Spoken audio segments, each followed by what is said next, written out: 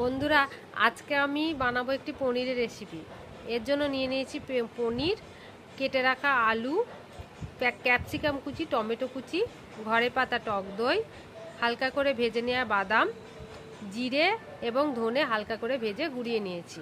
এবারে আমি ওই হালকা করে ভেজে রাখা বাদামগুলোকে মিক্সিতে দই, এলাচ আর কয়েকটা গোলমরিচ দিয়ে বেটে নেব। তারপরে দিয়ে দেব কড়াইতে পরিমাণ মতন তেল। তেলের মধ্যে ফোড়নে দেব গোটা গরম মশলা। এর ওপর দিয়ে দেব কেটে রাখা আলুগুলোকে একটু নুন দিয়ে ভালো করে ভেজে নিতে হবে। আলুগুলো একটু হালকা ভাজা হয়ে গেলে এর ওপর দিয়ে দেব ক্যাপসিকাম এবং টমেটো কুচি। এগুলোকে দিয়ে ভালো করে কষিয়ে নিতে হবে।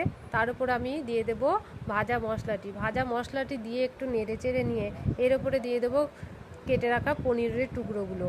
এটাকে দিয়ে ভালো করে নেড়ে চেড়ে নিয়ে দিয়ে দেব একটু নুন এবং বাদাম দই পেস্টটি। ওটিকে দিয়ে ভালো করে নেড়ে চেড়ে নিয়ে দই এবং বাদাম বাটা দিয়ে একটু নেড়েচেড়ে নিয়ে সামান্য পরিমাণ জল দিয়ে দিতে হবে।